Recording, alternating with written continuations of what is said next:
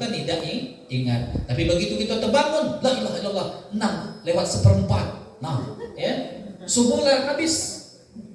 Maka pada saat itu kita baru ingat untuk sholat subuh. Maka secara ilmu fikih diperbolehkan melaksanakan sholat subuh di luar waktunya. Diterima oleh Ustaz, Allahu a'lam. Gawe kita ini cuma menjalankan ketaatan pada Allah.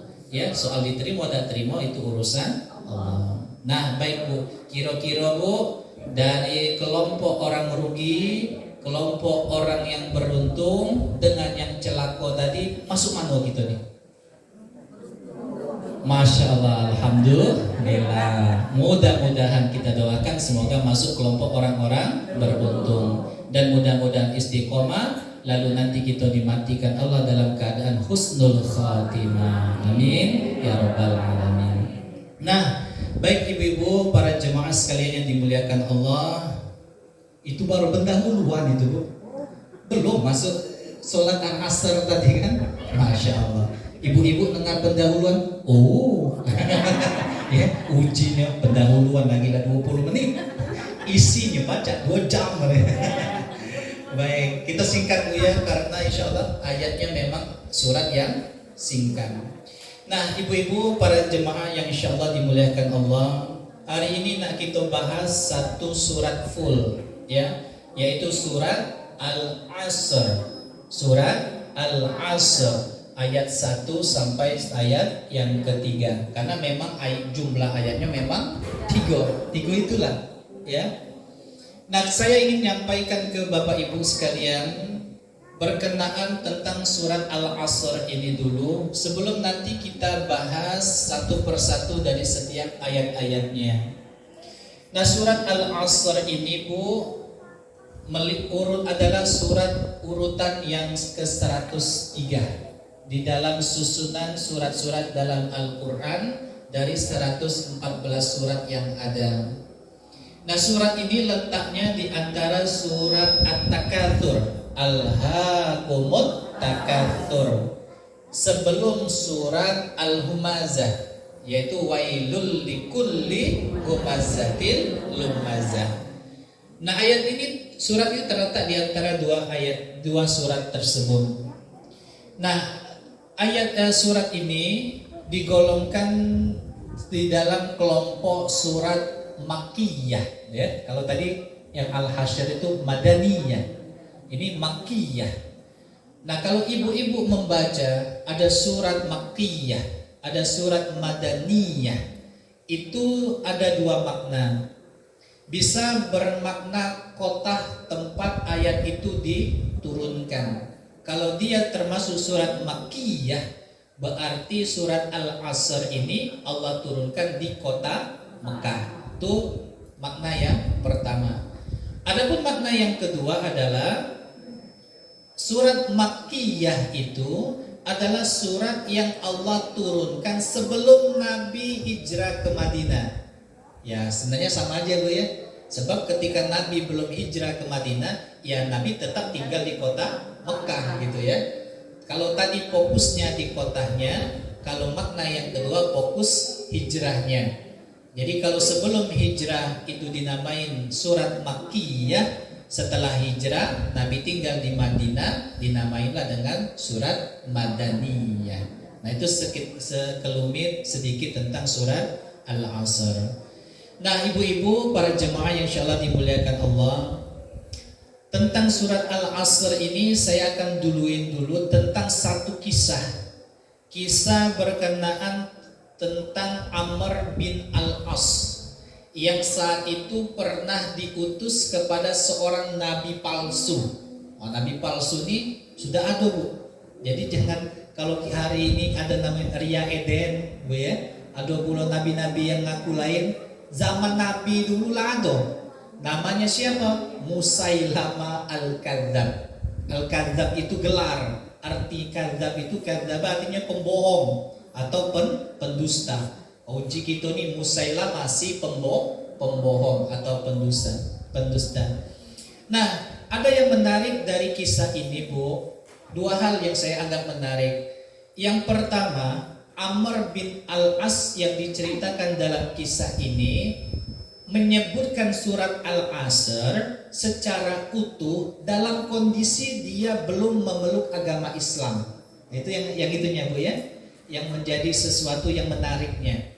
Yang kedua, Musailamah Al-Kadzab ini berusaha untuk membuat surat tandingan terhadap surat Al-Asr yang telah Allah turunkan kepada Nabi Muhammad. Baik, kisah ini tertulis di dalam kitab Al-Bidayah wa Nihayah bahwa satu ketika Amr bin Al-As yang belum masuk Islam ini diutus kepada nabi palsu yang bernama Musailamah Al-Kadzab tadi. Lalu kemudian Musailamah Al-Kadzab ini nanya, kurang lebih kalau bahasa saya, itu Mar, apa yang diturunkan kepada sahabatmu itu? Maksudnya Nabi Muhammad, ya. Maka Amr bin Al-As pun berkata, yang aku ketahui yang diturunkan kepada beliau adalah dengan menyebutkan tadi secara utuh, wal asr innal insana lafi khusr illal ladzina amanu wa 'amilus solihati wa tawassaw bil haqqi wa tawassaw bis sabr. Demi masa, kata Amr, sungguh manusia itu dalam kerugian kecuali orang yang beriman dan melakukan amal kebajikan dan saling menasihati dalam kebenaran dan saling menasihati dalam kesabaran. Lalu ketika mendengar ucapan Amr bin Al-As, Nabi palsu Musailamah Al-Kadzab ini terdiam sejenak. Rupanya mikir Joni Bu. Dak lama dia diam lalu ngomong, Amr, sudah diturunkan wahyu juga kepadaku, katanya. Ya, jadi ini nak mohongi kan Bu, mikir dulu kira-kira apalah bunyinya nih ya, mikir dan mengatakan telah diturunkan juga wahyu yang mirip dengan apa yang kau sampaikan. Uji Amr, kira-kira mana bahasanya? Dia mengatakan, ya wabar, ya wabar, ya wabar, engkau hanyalah dua kuping dan dada. Sungguh engkau hewan yang suka menggali lubang. Nah, kira-kira aneh dah isinya Bu. Ya wabar, engkau hanyalah dua telinga dan dada. Ya, sungguh engkau hewan yang gemar menggali lubang. Nah, lantas ketika telah mengucapkan surat tandingan ini yang dia sebut sebagai surat Al-Wabar tadi, ya, nanya dengan Amr bin Al-As, ya Amr, apa pendapatmu tentang wahyu tadi? Maka Amr bin Al-As yang saat itu belum masuk Islam mengatakan, wallahi, demi Allah, sungguh sekarang aku yakin engkau adalah pendusta. Nah, ketahuan Bu ya. Jadi subhanallah, memang ayat Al-Quran itu tidak pernah bakal ada yang bisa menandinginya. Bahkan membuat satu ayat yang serupa saja tidak akan pernah bisa ada manusia yang membuat hal yang serupa. Karena Allah lah berjanji di dalam Al-Quran surat Al-Hijr, ya, inna nahnu nazzalna dzikra wa innahu lahafizun. Sesungguhnya kata Allah, kamilah yang menurunkan al-dzikra, maksudnya Al-Quran, dan sungguh kamilah yang akan menjaganya. Jadi Al-Quran itu Masya Allah Bu, dari zaman Nabi kita Nabi Muhammad SAW sampai ini hari, sampai nanti datang hari kiamat, tidak bakal pernah berubah. Pernah ada ayat Al-Quran berubah Bu? Tidak pernah. Al-Quran dilahat, dibawa ke Palembang, sama tak? Sama. Tito bawa pulau ke luar negeri, ke Malaysia, sama, ke Singapura sama. Bahkan nak kita bawa ini ke Israel, Al-Qurannya tetap sama. Karena itulah cara Allah menjaga Al-Quran. Nah, ini kisah yang berkenaan tentang surat Al-Asr. Nah, bahkan Imam Asy-Syafi'i, saya pernah baca, kalau tidak salah beliau mengatakan seperti ini tentang surat Al-Asr. Apa kata beliau? Seandainya manusia mau merenungi surat Al-Asr ini, maka sungguh surat Al-Asr ini sudah cukup bagi mereka. Sangkingnya Bu ya. Jadi surat Al-Asr ini memang isinya cuma 3 ayat, tapi isi secara keseluruhan ini sebenarnya sudah mencukupi keperluan untuk kita semua. Sebagaimana ya surat Al-Fatihah yang disebut dengan Ummul Quran, ibunya Quran. Karena rentetan ayat 1 sampai 7 dalam surat Al-Fatihah sebenarnya sudah merangkum seluruh isi Al-Quran. Nah, kata Imam Asy-Syafi'i, kalau kita renungkan tuh habis beres Bu. Insya Allah kita aman, selamat dunia akhirat kalau kita mengamalkan 3 ayat di dalam surat Al-Asr ini. Nah, ibu-ibu, surat ini pendek. Saking pendeknya ini kadang-kadang jadi surat andalan waktu sholat. Betul lah Bu? Wah ya, rakaat pertama mulai wal asr, wah innal insana lafi khusr illa alladhina amanu wa 'amilus solihati wa tawasaw bil haqq wa tawasaw bis sabr. Allahu akbar. Wah ya. Surat andalan ayat pertama, rakaat pertama. Ada lagi surat andalan ibu-ibu biasanya rakaat kedua, kulhu wallahu ahad. Nah, ya. Atau kadang-kadang jarang dengan kulhu. Kawan Al-Asr itu biasanya inna a'toina al-kautsar fasholli li rabbika wanhar inna syani'aka huwal abtar. Allahu Akbar. Persis nian sholatnya cuma 2 menit. Subuh pula 2 rakaat. Rakaat pertama tadi Al-Asr 3 ayat, lantak ke pula surat Al-Kautsar tadi 3 ayat, 4 ayat ya, 3 ayat juga. Masya Allah, cocok nian itu, ajib nian sholatnya itu. Ya.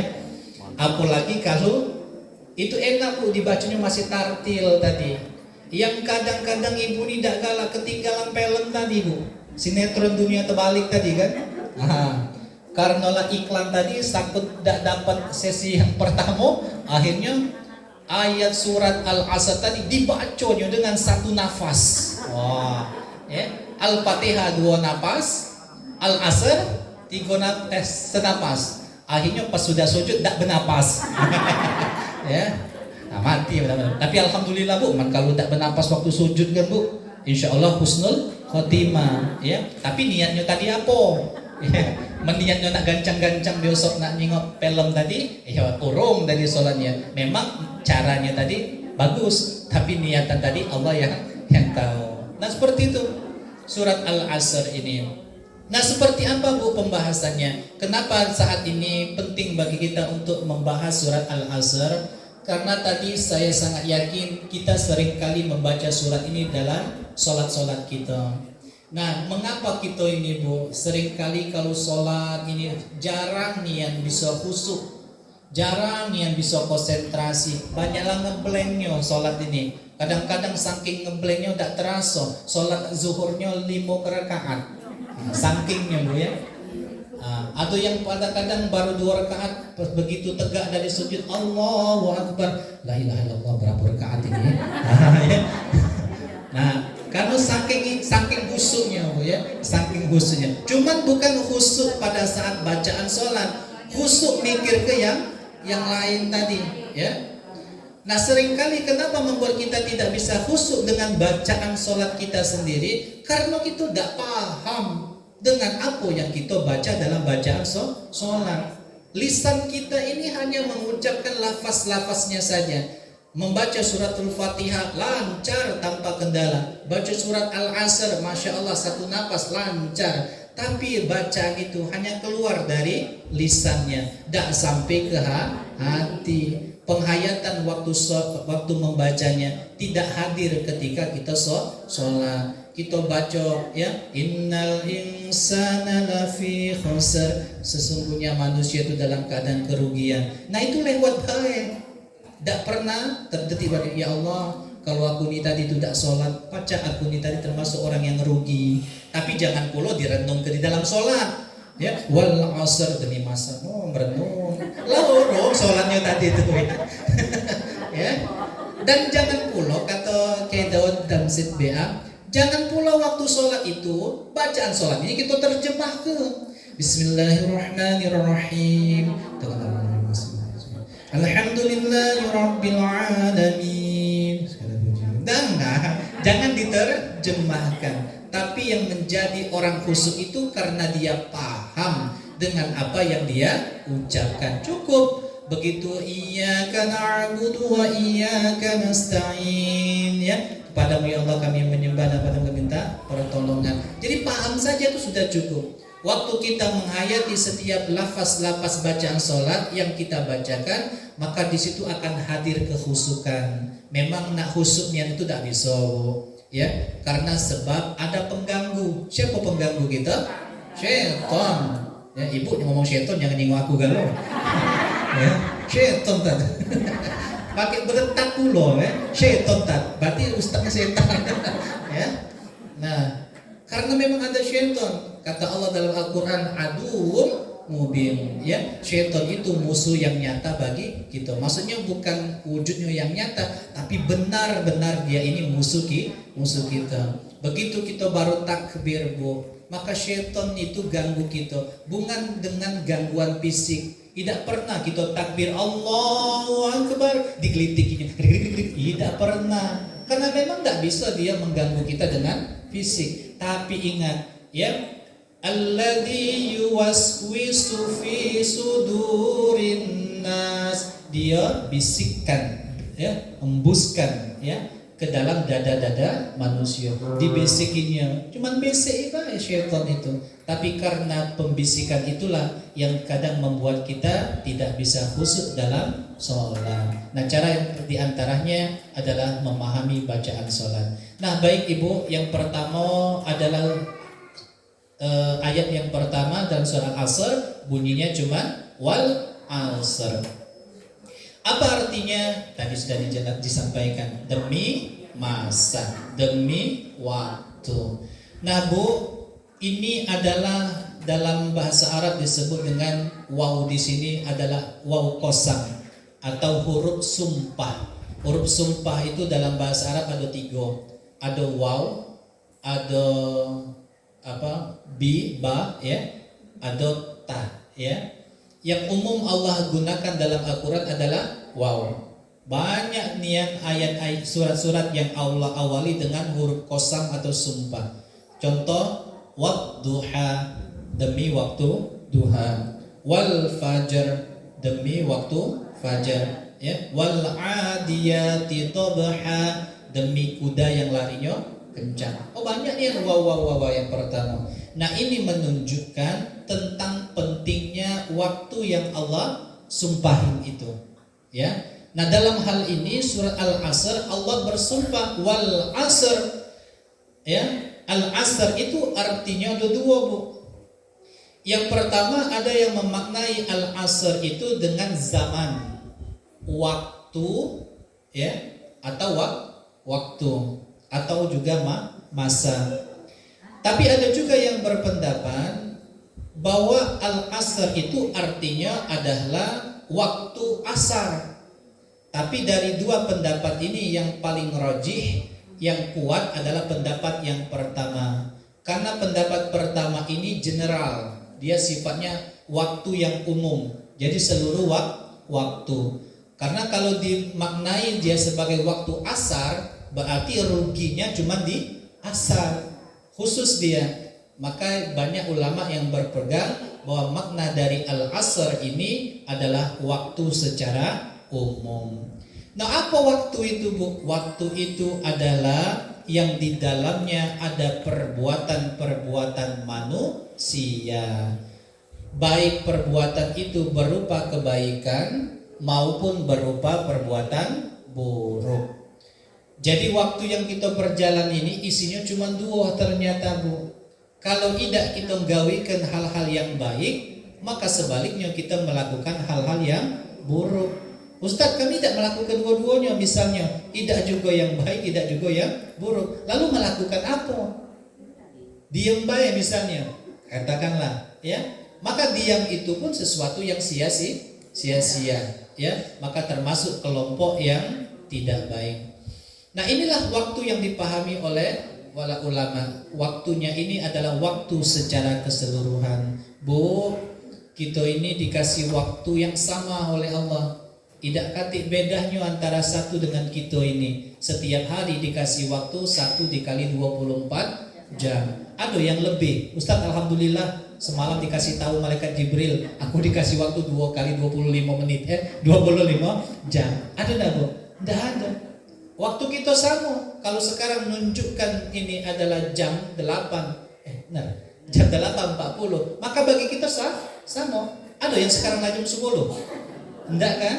Waktu kita berarti waktunya sama. Maka orang-orang yang disebutkan beruntung tadi itulah orang-orang yang menggunakan waktunya ini dengan sebaik-baiknya. Tapi orang yang tidak mampu melakukan hal-hal yang baik berarti dia akan melakukan keburukan. Nah, ini sekilas tentang al-asr, Bu ya. Lalu kita masuk ke ayat yang berikutnya, ayat yang kedua yang berbunyi innal insana lafi khusr, ya. Khusr itu kalau nak diwasol itu nyambung, Bu ya. Nah, ibu-ibu kan, apalagi anak-anak yang sekolahnya, kalau kita dengar wal asri innal insana lafi khusrin, jadi ya, ada yang pakai illa. Nah, jadi kalau mau diwakofkan itu harus di huruf rohnya itu dibaca tidak jelas, ya. Tapi kalau mau wasol nyambung ke ayat berikutnya, maka harokatnya harus dibaca, ya. Khusrin illa, ya. Seperti itu. Oke lah, itu bahasan tentang tahsin, Bu ya. Nanti aja lah itu ya. Nah, baik, kata Allah dalam ayat kedua ini, sungguh manusia ini semuanya dalam keadaan rugi. Nah, Bu, dalam keadaan rugi. Berarti kita ini sebenarnya sudah diponis pasti dalam kondisi merugi. Makanya Masya Allah, Bu, ada hadis Al-Quran, ada hadis Nabi Sallallahu Alaihi Wasallam. Ibu-ibu barangkali sering dengar, yaitu tentang memanfaatkan 5 perkara sebelum 5 perkara. Ada, Bu ya, itu ya. Nah, hadis ini sahih, diriwayatkan oleh Al-Hakim, memenuhi syarat dari Bukhari Muslim, diriwayatkan oleh Ibnu Abbas radhiyallahu anhu. Katanya Rasulullah sallallahu alaihi wasallam pernah bersabda, "Irtasim ya khamsan qabla khamsin." Manfaatkanlah, kata Rasulullah, 5 perkara sebelum 5 perkara. Nah, apa 5 perkara ini diantaranya? Yang pertama, syababaka, waktumu muda sebelum waktu tua. Ibu-ibu lah tua belum? Belum ya. Ya, ada yang ngomong ya. Iya, Masya Allah 17 tahun, Bu. Ya. Berarti satu umuran saya dengan ibu-ibu. Iya, Masya Allah. Ya, jadi ini adalah sebuah himbauan dari Rasulullah. Manfaatkanlah waktu mudamu sebelum waktu tuamu. Kenapa harus seperti itu? Karena kalaulah tua, segala gawe langsung sungkan ataupun dikerjakan tidak semangat lagi seperti jiwa yang masih muda. Makanya yang dapat prioritas itu pemuda, Bu, ya. Bahkan yang ada jaminan di 7 golongan yang nanti dinaungi Allah, ya, di alam mahsyar nanti, di mana tidak ada naungan selain naungan Allah. Di antara golongan itu adalah pemuda-pemudi yang hatinya terikat dengan masjid, bukan ibu-ibu, bapak-bapak tua, ya kan? Tapi bukan berarti macam itu berhenti ya Ustaz, menuang tua tak boleh lagi, bukan. Tapi maksudnya ini himbauan agar kita memperbanyak waktu ibadah kita pada saat masih muda. Manfaatkanlah waktu mudamu sebelum waktu tua. Lalu apa lagi? Manfaatkanlah waktu sehatmu sebelum waktu sakitmu. Kita ini, Bu, kalau lah sakit, langsungkan dah ibadah. Lah mulai ditinggal ke galau, ya. Sampai sholat baik, alang kesusahnya Ustaz, nak berdiri, akhirnya sholatnya duduk. Yang lah saro pulau duduk, akhirnya sholatnya tidur. Yang apa? Mano sholat tidur bu? Tidak bisa sholat tidur, sholat berbaring. Men sholat tidur, sholat tidak bisa sholat sambil tidur, ya. Nah seperti itulah banyak sekali nasihat.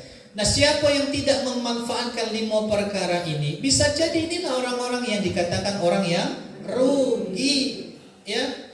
Tapi Allah kemudian menyampaikan di ayat yang ketiganya bahwa kalau kita tidak mau menjadi orang-orang yang merugi, maka lakukanlah 4 hal yang Allah firmankan. Yang pertama, orang yang tidak rugi itu adalah illal ladzina amanu, orang-orang yang beriman. Bu, beriman enggak, Bu? Insya Allah. Kalau ibu lah galak ngaji, galak majelis taklim, insya Allah lah ada ya iman itu. Tinggal ditingkatkan lagi keimanan dan ketakwaan kita pada Allah. Ingat, iman itu tidak hanya kepada Allah, iman pun harus kepada malaikat-malaikat Allah, pada kitab-kitab Allah, kepada Nabi dan Rasulullah, kepada hari akhir, dan yang terakhir qada dan qadar, takdir Allah. Nah, ngomong-ngomong masalah takdir ini, Bu, takdir ini ada 2. Takdir ini ada 2. Nanti kita jelaskan di bagian akhir. Nah, yang pertama iman. Lalu yang kedua, kalau kita tidak mau menjadi orang yang rugi, maka adalah wa amilus sholihat, melakukan amal-amal kebaikan. Bu, saya selalu menasehati di pengajian ibu-ibu dan bapak-bapak bahwa jangan niat dalam hidup ini kita mandang amal itu dengan amal besar kecilnya. Jangan niat, ya. Boleh kita memfokuskan amal-amalan yang besar, tapi jangan pernah mengabaikan perbuatan-perbuatan baik yang ringan, yang sepele, yang mudah kita kerjakan. Karena bisa jadi saat kita melakukan kebaikan yang kecil itulah akan mendatangkan keredaan di sisi Allah, sehingga ini yang menjadi penyebab kita nanti masuk ke dalam surga Allah, ya. Kalau misalnya dalam pengajian nyingok ada kawan sebelahnya belum dapat snack misalnya, ya, belum dapat aqua, kita jingok ada lebih, bolehlah. Mudah tak itu, Bu, berbuat baik? Mudah, tinggal ngangkat, tinggal kasih nagu, silakan makan minum. Mungkin dia senang dan Allah ridho. Mudah ngawikannya. Cak aku nih misalnya, Ustaz, lah ada snacknya belum? Belum, uji juga. Nah, ya. Ya. Nah, jadi amal-amal kecil itu banyak nih yang Bu sebenarnya. Tapi kita nih kadang-kadang menganggap sepele, akhirnya dak digawe ke, ya, begitu parkir mah itulah pulau. Wih, berontokan kalau ngenjuk 2.000. Wih, ngomong ini awak 1.000, ini 2.000 dak disosoknya pulau, ya. Padahal minyak lagi mahal ini nih, minyak. Bu, ada yang tak kedapatan minyak, ya. Singkonya karena minyak murah ini ibu-ibu tidak kenal lagi dengan laki dengan anak. Pas di Indomaret, ngapo? 3 beranak ngantri kalau. Pak, tak boleh Pak, ini kalau sekeluarga. Tidak, aku dewean itu belakang bapak ibini. Oh, bukan. Ya, nah ya, lain tak saling kenal gara-gara minyak, ya. Nah, ini Bu, lakukan saja apa yang bisa kita lakukan dalam hidup ini. Jangan pilih-pilih, kalau itu kebaikan gawe kalah. Insya Allah ada manfaatnya. Nah, yang ketiga apa? Wa tawassaw bil haqq, dan saling mengingati di dalam kebenaran. Kata Ibnu Katsir rahimahu taala dalam kitab tafsirnya, makna menasihati dalam kebaikan ini adalah mengajak orang lain untuk taat pada Allah. Jadi kalau ibu-ibu pengajian macam ini, jangan sungkan-sungkan Bu untuk mengingatkan ibu-ibu yang lainnya, karena itu bagian dari kita mengamalkan wa tawassaw bil haqq, ngajak untuk orang taat pada Allah. Saya Bu pernah dengar satu tausiah singkat, judulnya bahaya jempol. Bahaya jempol. Ternyata jempol kita ini Bu, kalau tidak dimanfaatkan dengan benar, maka bisa membahayakan. Apa maksudnya? Karena zaman canggih ini hari, jempol kita ini digunakan untuk ngetik, ya kan? Kalau kita banyak menghujat, mencaci maki di media sosial, ya, Aku ringan nih dengan ibu itu pecah betakoan nih no, lah berdosa bu jempolnya ini. Tapi manfaatkanlah jempol ini menjadi sesuatu yang bermanfaat. Apa contohnya? Assalamualaikum bu, jangan lupa besok pengajian di rumah Dokter Laila. Udah, pahala dah. Pahala. Ibu-ibu punya grup pengajian. Kalau baca dapat informasi, dului. Ibu-ibu mengingatkan. Oh ya, pada hari Sabtu tanggal 22 Januari 2022 ya, jangan lupa ngaji di rumah Bu Dokter Laila. Oi, yang lainnya baca, teringat nuyo ngaji. Dapat pahala dah bu? Dapat pahala, ya. Tapi jangan pulang penabis ini laju muat galoro, ya. Nah, tapi saling ngajak itu, mengajak orang untuk taat pada Allah. Yang kedua kata Ibnu Katsir, makna wa tawassaw bil haqq ini adalah pula melarang orang dari melakukan kemaksiatan. Jadi tidak hanya ngajak kepada ketaatan, tapi juga untuk yang mencegah dari perbuatan munkar. Ini maksudnya watawassaw bil haqq. Nah yang terakhir watawassaw bis sabr. Beda ternyata saling menasihati dalam kesabaran. Nah berkenaan tentang ini Ibnu Katsir menafsirkan dengan dua makna bu. Yang pertama sabar di sini sabar dari ujian dan cobaan Allah. Ingat bu, bahwa kita hidup ini tidak lepas dari namanya qada dan qadar, atau istilah yang paling gampangnya takdir. Bu, qada dan qadar itu dua kata yang sama tapi berbeda. Bu ya, itu kan rukun iman yang keberapa bu? Yang keenam. Qada itu bu, ketentuan Allah tapi belum terjadi. Nah, itu namanya qada, ya. Karena setiap takdir kita inilah tertulis kalau di Lauh Mahfuz detil, ya. Cuman kalau seandainya takdir qada itu belum terjadi atau belum kita alami, namanya qada. Tapi begitu betul-betul terjadi pada diri kita, maka saat itulah menjadi qadar. Namanya lah dengan qada dan qadar, atau yang kita kenal takdir. Nah lalu takdir ini bu dibagi dua. Ada yang namanya takdir mu'allaq, ada yang namanya takdir mubram. Takdir mu'allaq ini artinya takdir yang menggantung. Artinya masih bisa dirubah dengan usaha dan doa. Misalnya ekonomi, kecerdasan, bu ya, masih bisa dirubah. Ya, asal kita berusaha dan doa. Tapi di satu sisi ingat, ada takdir takdir mubram yang tidak bisa diganggu gugat. Apa contohnya? Ajal, bu ya, ajal tidak bisa diganggu gugat. Jodoh, lah ketemu jodoh kan bu? Apa nyesel? Ayo Ustaz, waktu dulu tuh caknya jodoh aku nihan itu, berumah tangga, la ilaha illallah Ustaz, ya nerakaku. Bukan nauzubillah bu ya, tapi surgaku. Itu jodoh. Nah termasuk dalam hal ini yang perlu kami tekankan soal rezeki bu. Kita ini kadang-kadang dalam kehidupan bermasyarakat membedakan status. Oh yang ini pejabat, oh yang ini PNS, wah itu kuli itu, ya. Padahal itu kan hanya label-label yang dibuat manusia. Tujuan mereka melakukan jenis-jenis pekerjaan atau profesi itu sama. Karena di dalam Al-Quran diperintahkan apa? Agar mencari rezeki yang halal. Yang kuli nyari rezeki halal. Petani bertanam nyari rezeki halal. Yang pejabat tadi melaksanakan amanahnya juga halal. Iya kan? Semuanya itu sebenarnya sama, nyari rezeki. Cuman kita manusia ini dilabel-labeli. Jadi sebenarnya dalam pandangan Allah tidak ada yang lebih baik kecuali ketakwaan kepada Allah. Itu baik. Lebih baik jadi petani yang taat pada Allah daripada jadi pejabat yang korupsi. Ya, oh Ustadz belum baik jadi pejabat lagi korupsi pula. Ya Allah. Nah ibu-ibu, inilah sekelumit pemahaman kita tentang surat Al-Asr.